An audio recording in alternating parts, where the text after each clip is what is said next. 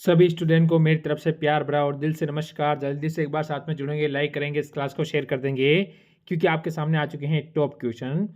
अगर बच्चा जो भी आप सभी कर रहे हो, एसएससी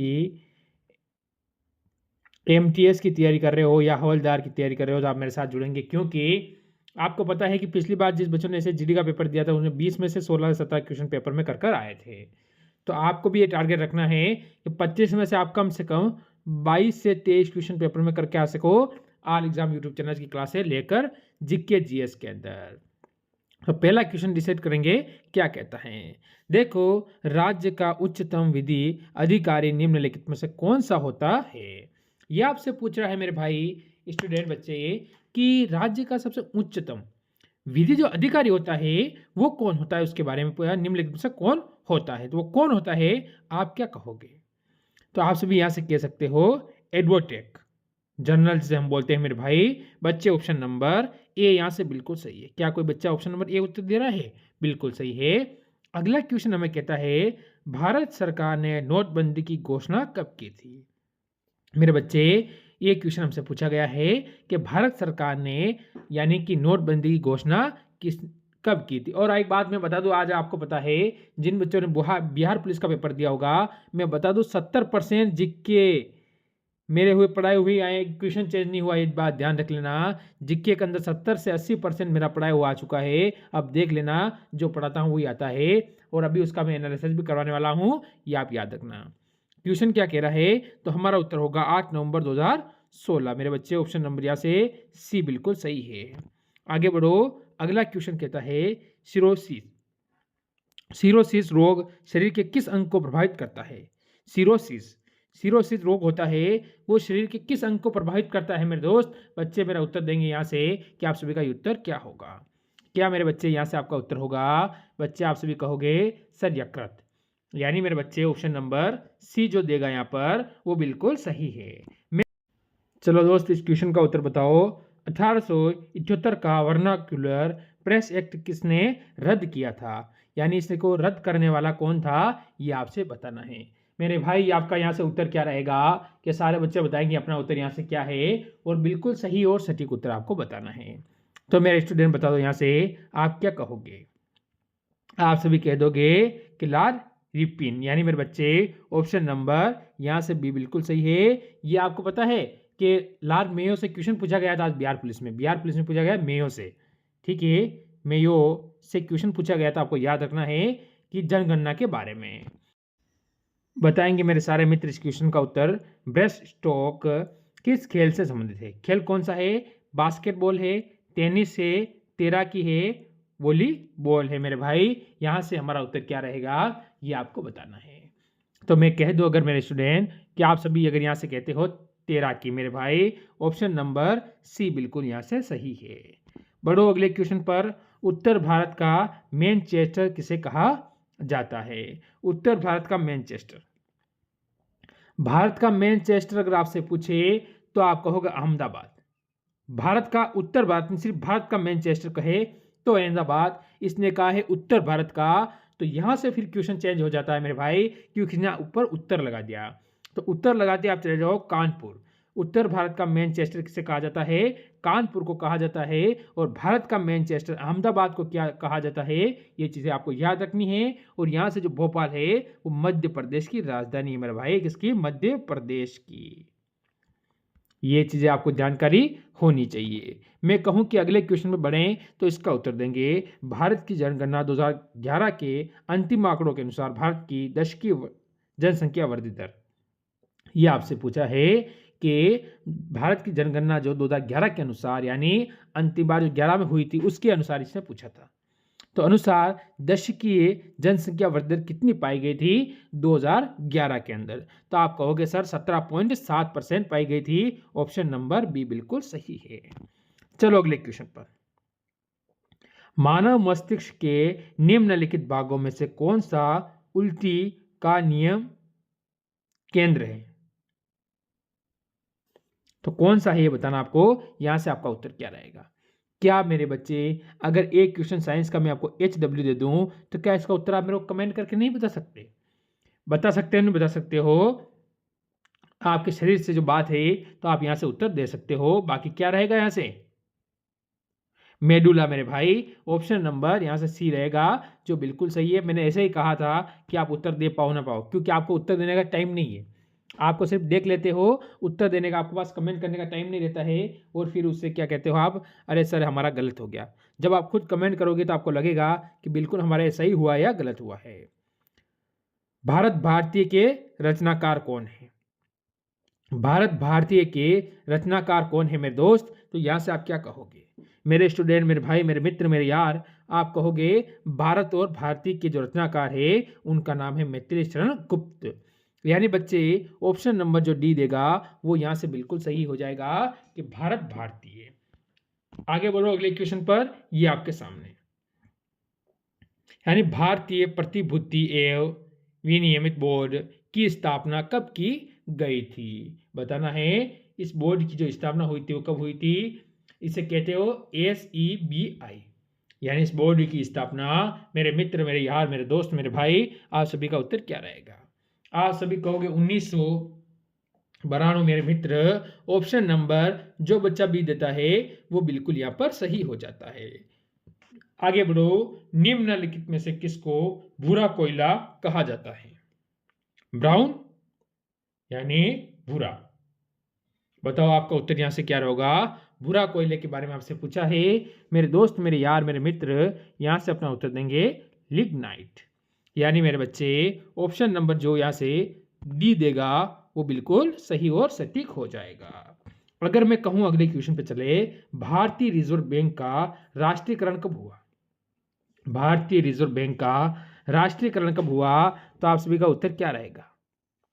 यानी अगर इन बैंकों की जो स्थापना हुई थी तो आप कहोगे 1935 में स्थापना हुई थी। पर इसने कहा है मेरे भाई राष्ट्रीयकरण के बारे में हमसे पूछा गया है, तो राष्ट्रीयकरण आप कहोगे 1949। ऑप्शन नंबर डी मेरे बच्चे यहाँ पर बिल्कुल आपका सही और सटीक हो जाएगा। मैं कहूँ कि अगले क्वेश्चन पे चलें तो इसका उत्तर बताओ क्या है? इसने कहा है पावर ट्रांसफॉर्म की कार्य प्रणाली यानी का सिद्धांत निम्नलिखित में किस पर आधारित है? तो आप क्या कहोगे? किस पर आधारित है कि पावर ट्रांसफॉर्म की कार्य प्रणाली का सिद्धांत है वो निम्नलिखित में से किस पर आधारित है? अब हम यहां से अपना उत्तर बताना है मेरे दोस्त। उत्तर ऐसा बताना है कि लग जाएगी सिलेक्शन की तैयारी चल रही है, और सिलेक्शन ऐसा लेना है कि लोगों को कि बंदे ने मेहनत की है। आप क्या कहोगे? फेराडे का नियम। यानी मेरे बच्चे यहां से ऑप्शन सी बिल्कुल सही है। बढ़ो अगले क्वेश्चन पर। वर्णनता वाले व्यक्ति को लाल रंग कैसा दिखाई देता है? ये बताना है। तो आपका उत्तर यहां से क्या रहेगा? ये आप क्या कहोगे? तो मेरे दोस्त आप सभी कहोगे जैसे कि नीला दिखता है, पीला दिखता है, बैगनी दिखता है, हरा दिखता है। लाल रंग किस प्रकार का दिखाई देता है? पूरा कलर ही चेंज है। आप सभी क्या बताओगे? अब मेरे को इसका उत्तर तो आप कमेंट करोगे कि लाल रंग तो आपको कैसा दिखाई देगा। अगला क्वेश्चन देखो। झंडा गीत किसने लिखा है? मेरे दोस्त जो झंडा गीत है वो किसने लिखा है? क्या कहोगे आप? बताओ यहाँ से झंडा गीत किसने लिखा है? क्या रविंद्रनाथ टैगोर, बंकिम चंद्र चटर्जी, श्यामलाल गुप्त पार्षद ने लिखा है, या इनमें से कोई नहीं? तो हमारी बात हुई झंडा गीत की। तो झंडा गीत की मेरे दोस्त आप कहोगे श्यामलाल गुप्त पार्षद मेरे बच्चे। ऑप्शन नंबर सी बिल्कुल सही है। आगे बढ़ो। किस टेनिस खिलाड़ी ने 2024 में महिला एकल का खिताब जीता है? 2024 से आपसे पूछा गया है किस टेनिस खिलाड़ी ने 2024 में एकल महिला खिताब जीता है। बता रहा हूँ करंट का क्वेश्चन साथ में करवा रहा हूँ, टेंशन लेने की जरूरत नहीं है। आपको करंट भी साथ में करवाऊंगा, इसलिए आपको टेंशन लेने की जगह 1% भी चिंता नहीं रखनी है कि करंट बाकी है वह कुछ नहीं, सभी साथ में होते जाएंगे। ईगास रिएक्टर यानी मेरे भाई ऑप्शन नंबर यहाँ से जो बी देगा वो बिल्कुल बताएं जल्दी से मेरे मित्र। इस क्वेश्चन का उत्तर है कि प्रतिवर्ष दुनिया भर में अंतर्राष्ट्रीय जैव विविधता दिवस कब मनाया जाता है? जैव विविधता के बारे में आपसे पूछा गया है। प्रतिवर्ष का मतलब हर साल। क्या होता है? हर साल। ये दिवस कब मनाया जाता है? अब ऑप्शन भी आपके सामने है। 20 मई को, 22 मई को, 23 मई और 25 मई। यहाँ से मेरे बच्चे, मेरे मित्र, आप कहोगे सर जी 20 मई, ऑप्शन नंबर बी बिल्कुल सही है। आगे बढ़ो। इंदिरा गांधी नहर का उद्गम स्थल यानी इंदिरा गांधी नहर कहाँ से निकलती है? यानी इंदिरा गांधी नहर, जो कि आपको पता है राजस्थान की सबसे बड़ी नहर है, सॉरी भारत की सबसे बड़ी नहर, यानी भारत की सबसे बड़ी है तो राजस्थान की सबसे बड़ी है, उसमें तो कोई बात ही नहीं है। ठीक है, राजस्थान की सबसे बड़ी हो गई है, तो अब ये निकलती कहाँ से, ये चीज़ हमसे पूछी है, तो हरि के बांध से निकलती है मेरे भाई। ऑप्शन नंबर यहाँ से सी बिल्कुल सही है। आगे चलो। एक निबल कितने बीटों के बराबर होता है? एक निबल होता है, ये आपको ध्यान रखना है, वो कितने बीटों के जो होता है बराबर यानी समान होता है, ये आपको ध्यान रखना है। तो कितनों के समान होता है? आप कहोगे सर जी 4। ऑप्शन नंबर मेरे बच्चे डी बिल्कुल सही है। अगर मैं कहूं अगले क्वेश्चन पढ़े, निम्नलिखित में से तारिक ए फिरोज शाह के लेखक कौन है? तारिक ए फिरोज शाह के लेखक कौन है, ये आपको बताना है। आप क्या कहोगे यहां से? तारिक ए फिरोज शाह के लेखक होंगे मेरे मित्र क्या? जियाउद्दीन बरनी। जियाउद्दीन बरनी का मतलब मेरे मित्र, जो बच्चा यहां से देता है कि सर बी बिल्कुल सही है, वो एकदम सही रहेगा। आगे बढ़ो। क्यू किस खेल से संबंधित है? ये बताना है क्यू। ये कौन से खेल से संबंधित है? खेल से एक क्वेश्चन आपसे पक्का पूछा जाएगा। किसी बाप पे ताकत नहीं है खेल से एक क्वेश्चन आपका रोक सके, ये ध्यान रख लेना। एक क्वेश्चन पक्का आपसे खेल से पूछा ही जाएगा, तो बताना है कि इसमें उत्तर आपका क्या रहेगा। जल्दी से मेरे मित्र बताएंगे यहां से आपका उत्तर क्या रहने वाला है। आप कहोगे सर यहां से बिलियर्ड्स, यानी ऑप्शन नंबर मेरे भाई ए बिल्कुल यहां पर सही है। मैं कहूं कि अगले क्वेश्चन में बढ़े, इसका उत्तर दो क्या होगा। आइंस्टीन को नोबेल पुरस्कार किस कार्य के लिए मिला था? आपको पता है आइंस्टीन को नोबेल पुरस्कार मिला था, वो किस कार्य के लिए दिया गया था, वो कार्य आपको बताना है। तो आप क्या कहोगे यहां से मेरे भाई? कहोगे आप कि आइंस्टीन को जो क्या मिला नोबेल पुरस्कार, वो मिला था प्रकाश विद्युत प्रभाव। प्रकाश विद्युत प्रभाव यानी बच्चे ऑप्शन नंबर यहां से जो डी देगा वो बिल्कुल सही है। प्रकाश विद्युत प्रभाव के लिए आइंस्टीन को क्या दिया गया था? नोबेल पुरस्कार दिया जाता है। नोबेल पुरस्कार कितने क्षेत्र में दिया जाता है?